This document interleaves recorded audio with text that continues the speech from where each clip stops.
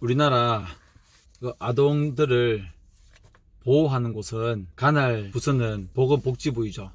보건복지부에서 아동 정책에 대한 평가나 그리고 실태조사나 보건복지부와 아동들의 중간 다리 역할을 하는 연결고리 역할을 하는 곳이 아동권리보장원입니다. 아동권리보장원은 입양, 가정 위탁, 보호시설의 아동 등 정말 무수히 많은 일들을 하는 곳입니다. 정말 강력한 힘을 가지고 그리고 넓은 인프라와 여러 우리나라의 대표적인 공공기관으로 작년에 출범을 했는 곳입니다. 아동권리보장원, 여러분 홈페이지 들어가서 어떤 일을 하는지 한번 보시면 정말 지역 아동센터라든지 입양, 그리고 실종 아동 등 정말 모든 우리나라의 아동들을 위한 아동을 대변하고 아동 정책을 수립하고 실현해 나가는 곳입니다.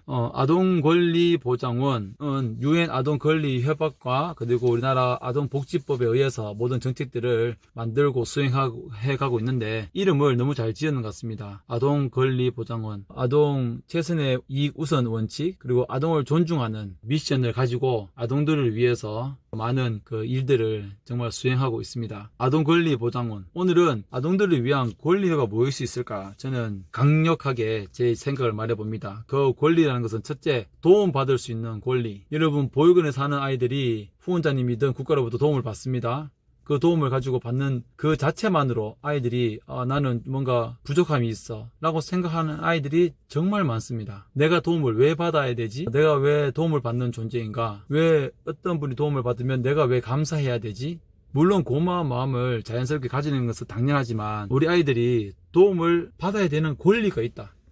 저는 그렇게 아이들에게 교육을 시켜줘야 된다고 생각합니다. 그리고 국가에서나 모든 후원자님과 모든 보육사들은 너희들은 도움을 받는 것은 당연한 거야 라는 것을 심어줘야 된다고 생각합니다. 많은 사람들이 보육원에 왜 도와주느냐, 보육원이 일반 가정보다 더 잘 사는 것이 아니냐, 더 잘 먹는 것이 아니냐, 왜 아이들은 퇴소하고 난 다음에 자립수당을 주느냐 라고 하시는 분도 계실 거예요. 그분들 앞에 제가 강하게 말씀을 드리는 겁니다. 아동은 도움을 받을 권리가 있습니다. 어른 우리들도 누군가 얘기할 때 우리의 권리를 얘기하잖아요. 우리 주거에 대한 권리라든가 그런 권리를 아이들은 나는 당연히 도움을 받을 수 있어, 받아야 돼 라는 권리를 꼭 가져야 된다는 거죠. 도움을 받는 것으로 인해서 어떤 자괴감이 든다든지 회의감이 든다든지 수치심이 든다든지 그런 감정이 일절 들면 안 됩니다.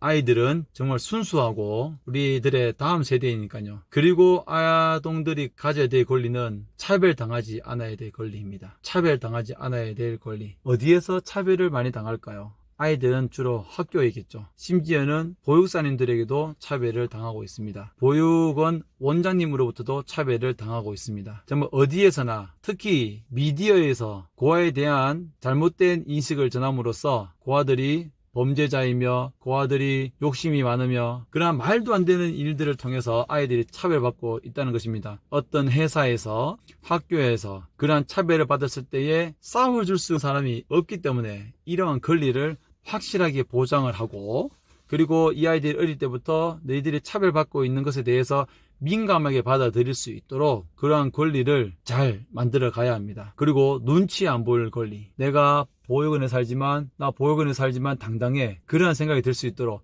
눈치 안 볼 수 있는 권리. 이게 얼마나 필요하겠습니까? 눈치 안 보는 권리만 가져도 너무 좋을 것 같습니다. 어릴 때는 사실 잘 모를 수 있어요. 저도 어릴 때에 다 함께 감기에 걸려서 10명가량이 한 병원에 가면 우리는 사실 눈치 안 보고 1급 대상자 무료 의료 혜택을 무상으로 다 받을 수 있는 그 자격이었기 때문에 여러 명이 갔기 때문에 눈치를 안 봤지만 혼자 가게 되고 2명 가게 되면 얼마나 눈치를 많이 보겠습니까? 병원뿐만 아니라 미용실, 학교 모든 곳에 갔을 때 눈치 안 볼 권리가 꼭 있어야 되겠고 다음으로 가장 강력한 것은 부모를 찾을 권리. 내가 부모를 찾아주세요. 이것은 아동뿐만 아니라 청년이 되어서도 마찬가지입니다. 퇴소를 하고도 내 어른 아이가 될 수도 있기 때문에 심리적으로 부모를 찾는 그 부분 앞에 있어서는 누구나 다 아이가 될 수 있습니다. 왜냐하면 부모님 밑에서는 누구나 다 어린 아동이니까요.